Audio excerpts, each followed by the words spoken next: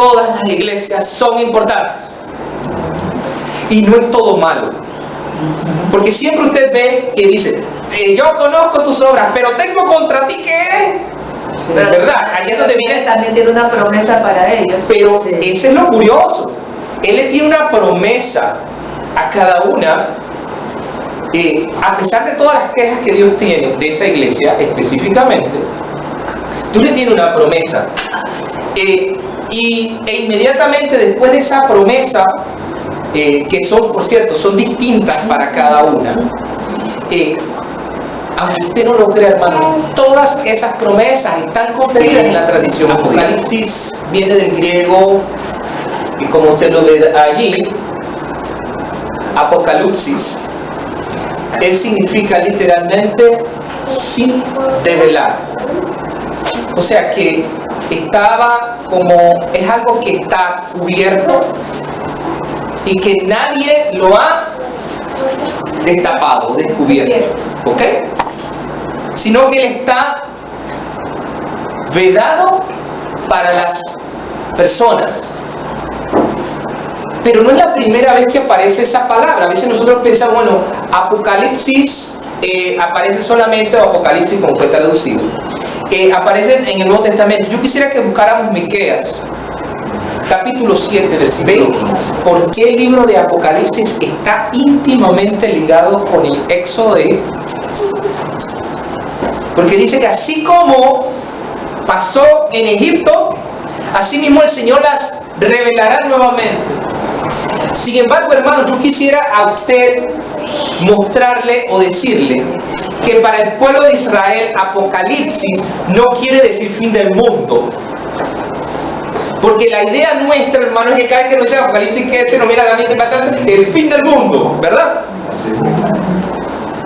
Pero usted sabe que para la mentalidad judía ese no es en realidad el fin de escribir un Apocalipsis. La idea apocalíptica judía es la siguiente: va a haber un rey que va a venir, ¿verdad? Descendiente del rey David, y que él va a venir, va a reinar para establecer aquí en la tierra el reino de Dios.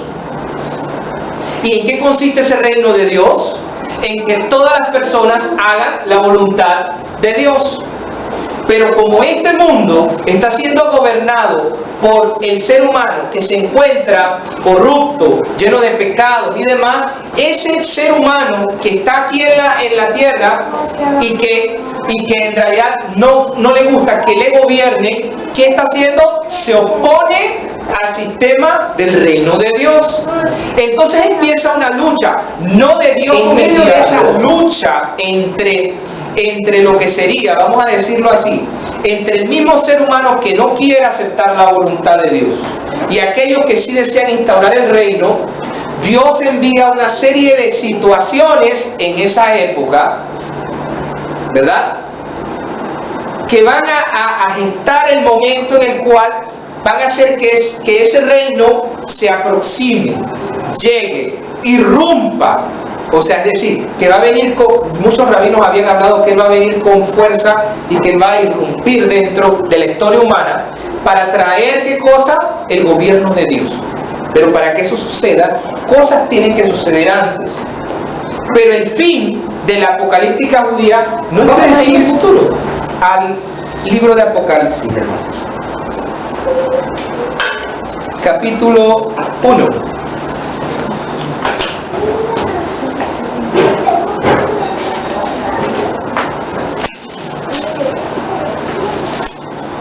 Vamos a leer del 1 al 3, dice: la revelación de Yeshua Mashiach que Dios le dio para manifestar a sus siervos las cosas que deben suceder.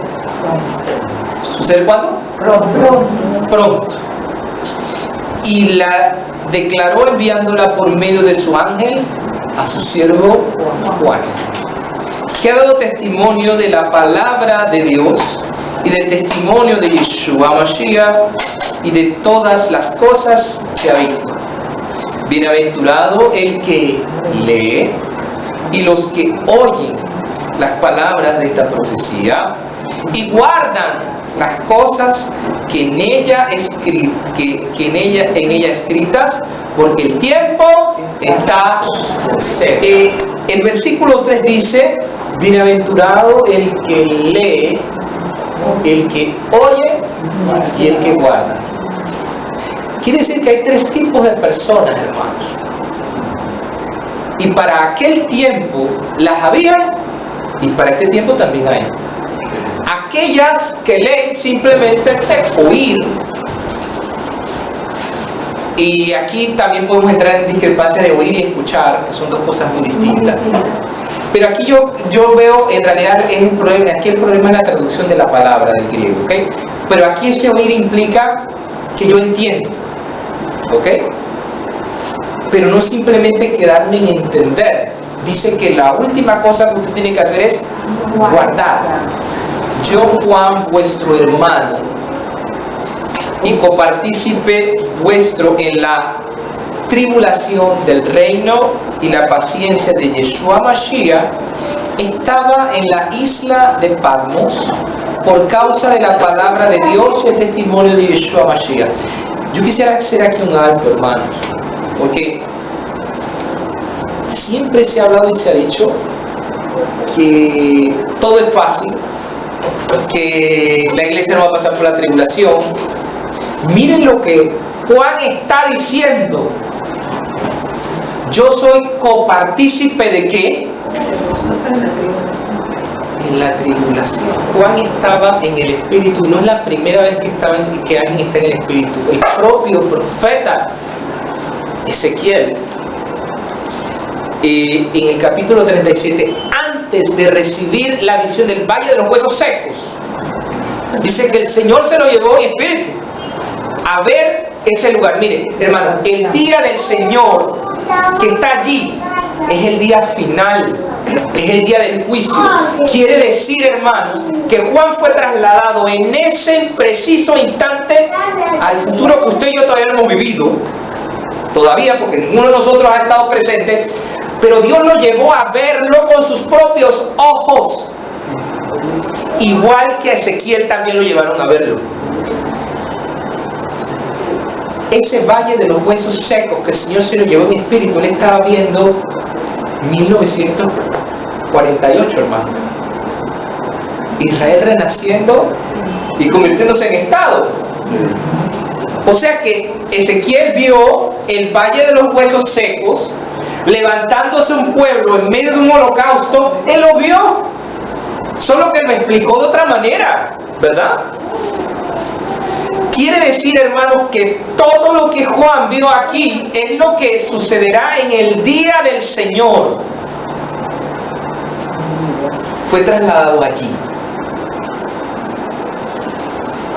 Solo que Juan no le va a decir a usted detalles, ni le va a hablar a usted de aviones, porque él va a tener que poner cosas que... ¿Se acuerdan? Hay un pedazo que dice que eran como langostas, que tenían boca de león. ¿Y por qué, hermano? No tenía otra cosa que explicarlo. No tiene cómo. Y dice que hacían un ruido. O sea, hermanos, no hay cómo explicarlo. Él fue trasladado. Imagínese usted, un hombre del siglo I, que no había automóvil, no había avión, no había nada, que le presenten una escena como esa. Lo primero que va a hacer es que va a definir con lo que él cree que iglesias quedan en lo que hoy es Turquía. Y para sorpresa nuestra, hermanos, todas esas iglesias desaparecieron. No existen hoy en día. Ninguna. No hay un solo recuerdo de ellas. Es más, esta región está dominada por los árabes.